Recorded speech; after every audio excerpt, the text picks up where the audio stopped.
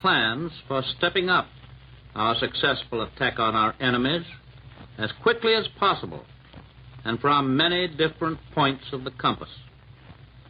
On this Christmas Eve, there are over 10 million men in the armed forces of the United States alone. 1 year ago, 1,700,000 were serving overseas. Today, this figure has been more than doubled to 3,800,000 on duty overseas. And by next July 1st, that number overseas will rise to over 5 million men and women.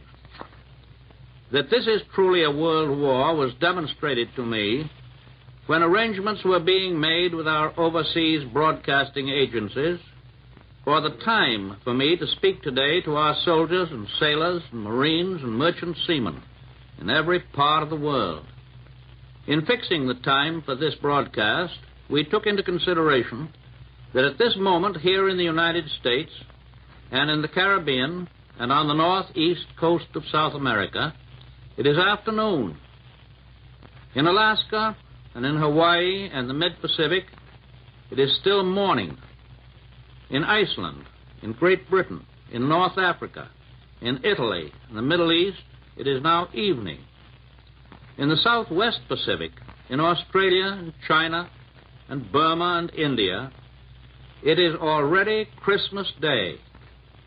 So we can correctly say that at this moment, in those far eastern parts where Americans are fighting, today is tomorrow. But everywhere throughout the world, through this war that covers the world, there is a special spirit that has warmed our hearts since our earliest childhood. A spirit that brings us close to our homes, our families, our friends and neighbors. The Christmas spirit of peace on earth, goodwill toward men. It is an unquenchable spirit. During the past years of international gangsterism and brutal aggression in Europe and in Asia, our Christmas celebrations have been darkened with apprehension for the future. We have said Merry Christmas and Happy New Year, but we have known in our hearts that the clouds which have hung over our world have prevented us from saying it with full sincerity and conviction. But even this year, we still have much to face in the way of further suffering and sacrifice and personal tragedy. Our men who have been through the fierce battles in the Solomons and the Gilberts and Tunisia and Italy know from their own experience and knowledge of modern war that many bigger and costlier battles are still to be fought. But on Christmas Eve this year, I can say to you that at last we may look forward into the future with real, substantial confidence that however great the cost, peace on earth, goodwill toward men can be and will be realized and ensured. This year I can say that. Last year I could not do more than express a hope. Today I express a certainty, though the cost may be high and the time may be long. Within the past year, within the past few weeks, history has been made. And it is far better history for the whole human race than any that we've known or even dared to hope for in these tragic times through which we pass. A great beginning was made in the Moscow Conference last October by Mr. Molotov, Mr. Eden, and our own Mr. Hull. There and then the way was paved for the later meetings. At Cairo and Tehran, we devoted ourselves not only to military matters, we devoted ourselves also to consideration of the future, to plans for the kind of world which alone can justify all the sacrifices of this war. Of course, as you all know, Mr. Churchill and I have happily met many times before, and we know and understand each other very well. Indeed, Mr. Churchill has become known and beloved by many millions of Americans, and the heartfelt prayers of all of us have been with this great citizen of the world in his recent serious illness. The Cairo and Tehran conferences, however, gave me my first opportunity to meet the Generalissimo, Chiang Kai-shek, and Marshal Stalin, and to sit down at the table with these unconquerable men and talk with them face to face. We had planned to talk to each other across the table at Cairo and Tehran, but we soon found that we were all on the same side of the table. We came to the conferences with faith in each other, but we needed the personal contact. And now we have supplemented faith with definite knowledge. It was well worth traveling thousands of miles over land and sea to bring about this personal meeting and to gain the heartening assurance that we are absolutely agreed with one another on all the major objectives and on the military means of obtaining them. At Cairo, Prime Minister Churchill and I spent 4 days with the Generalissimo, Chiang Kai-shek. It was the first time that we'd had an opportunity to go over the complex situation in the Far East with him personally. We were able not only to settle upon definite military strategy, but also to discuss certain long-range principles which we believe can assure peace in the Far East for many generations to come. Those principles are as simple as they are fundamental. They involve the restoration of stolen property to its rightful owners and the recognition of the rights of millions of people in the Far East to build up their own forms of self-government without molestation. Essential to all peace and security in the Pacific and in the rest of the world is the permanent elimination of the Empire of Japan as a potential force of aggression. Never again must our soldiers and sailors and Marines and other soldiers and sailors and Marines be compelled to fight from island to island as they are fighting so gallantly and so successfully today. Increasingly powerful forces are now hammering at the Japanese at many points over an enormous arc which curves down through the Pacific from the Aleutians to the jungles of Burma.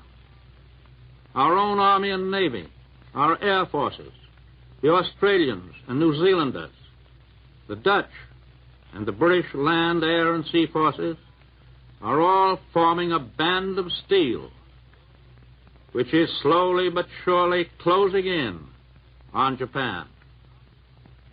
And on the mainland of Asia, under the Generalissimo's leadership, the Chinese ground and air forces, augmented by American air forces, are playing a vital part in starting the drive which will push the invaders into the sea.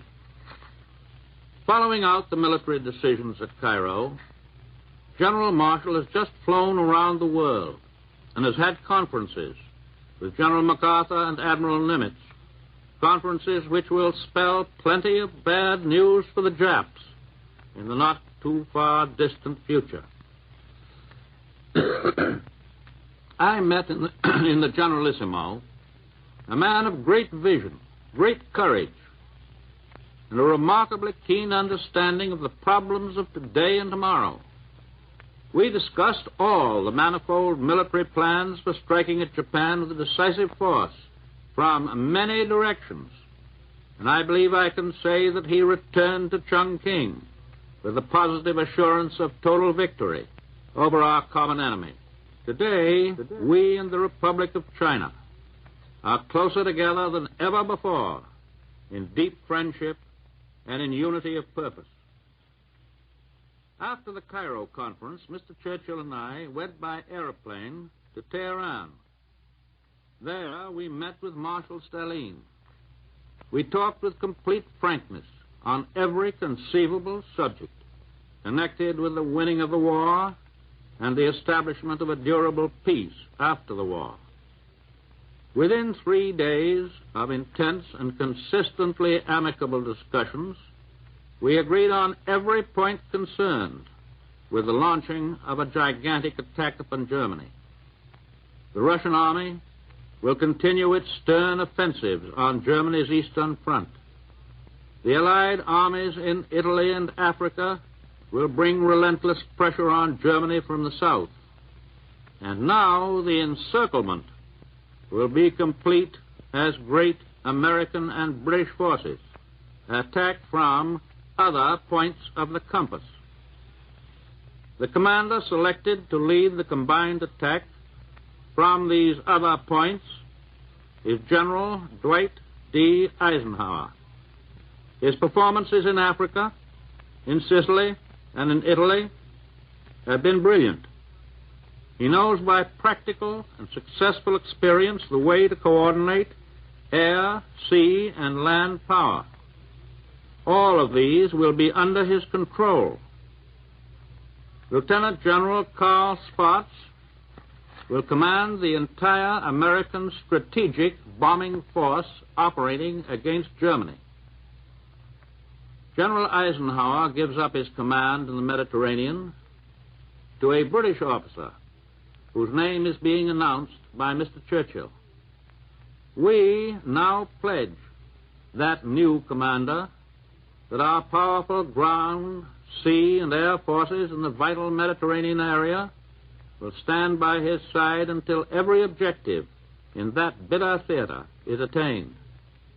Both of these new commanders will have American and British subordinate commanders whose names will be announced to the world in a few days. During the last 2 days in Tehran, Marshal Stalin, Mr. Churchill, and I looked ahead to the days and months and years that will follow Germany's defeat.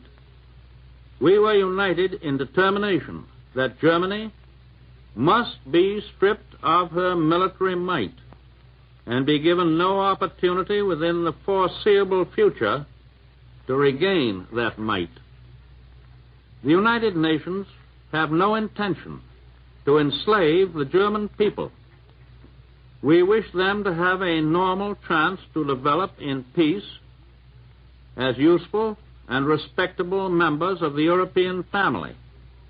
But we most certainly emphasize that word respectable, for we intend to rid them once and for all of Nazism and Prussian militarism and the fantastic and disastrous notion that they constitute the master race.